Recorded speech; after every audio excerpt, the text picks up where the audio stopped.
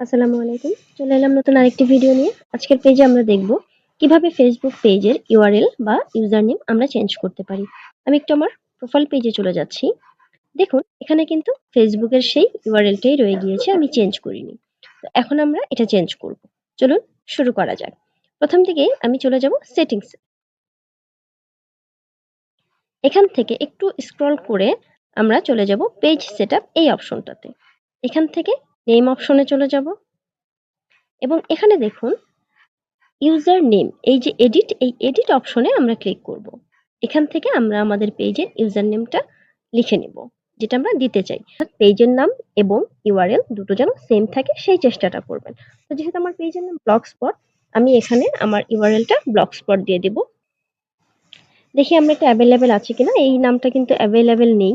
তো এখানে আমাকে দিতে হবে অন্য যে কোনো একটা কিছু, অর্থাৎ আমার ইউআরএলটা অবশ্যই ইউনিক হতে হবে। এমন একটা ইউআরএল বা ইউজার নেম হতে হবে যেটা এর আগে কেউ কখনো ব্যবহার করেনি। এই বিষয়টা একটু খেয়াল রাখবেন। তো আমি চেষ্টা করি একটু ইউনিক বানাতে। দেখি এটা আমরা পাই কিনা। না, এটাও আমরা পাচ্ছি না। তাহলে আমরা কি করতে পারি? আমরা মাঝখানে একটা ডট দিয়ে একটু ট্রাই করে দেখি পাই কিনা। উম এটাও পাচ্ছি না। এভাবে আমরা চেষ্টা করব যে আমরা যতক্ষণ পর্যন্ত ইউনিক নেমটা আমরা না পাবো, ততক্ষণ পর্যন্ত কিন্তু আমরা ট্রাই করতে থাকবো।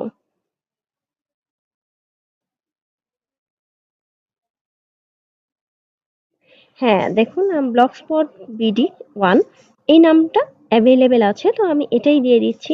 তবে আপনারা চেষ্টা করবেন ইউজার নেমের সাথে যেন সংখ্যা না দিয়ে ইউজার নেমটা যদি রাখতে পারেন এটা সবচেয়ে ভালো। অর্থাৎ ইউজার নেমের সাথে কোনো সংখ্যা ব্যবহার না করে আপনার ইউজার নেমটা দেওয়ার চেষ্টা করবেন। তাহলে সবচেয়ে বেটার হয়। আর যদি একান্তই না পান তাহলে তো অবশ্যই দিতেই হবে, কিছু করার নেই। যেমন আমি পাচ্ছি না। তো সেক্ষেত্রে আমি এটা দিয়েই ট্রাই করছি। ইউজার নেম ইজ অ্যাভেলেবেল, আমি সেভ চেঞ্জ এ ক্লিক করব। এখানে আমার আইডির যে আইডির আন্ডার এই পেজ, সেই আইডির পাসওয়ার্ডটা দিয়ে দিতে হবে। আমি পাসওয়ার্ডটা দিয়ে দিচ্ছি।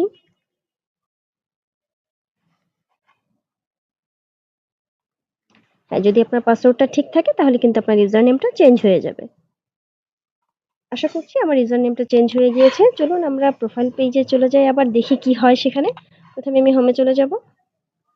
এরপর আমি আমার প্রোফাইল পেজে চলে যাব। দেখুন আমার ইউআরএলটা কিন্তু কাস্টমাইজ হয়ে গিয়েছে। এভাবেই আপনারা আপনাদের পেজের ইউআরএলটা চেঞ্জ করে নিতে পারবেন। আশা করি ভিডিওটি ভালো লেগেছে। ভালো লাগলে জানাবেন। লাইক, কমেন্ট, শেয়ার করতে ভুলবেন না এবং নেক্সট ডে কোন টপিকে ভিডিও দেখতে চান সেটাও কিন্তু জানাতে পারেন। আল্লাহ হাফেজ।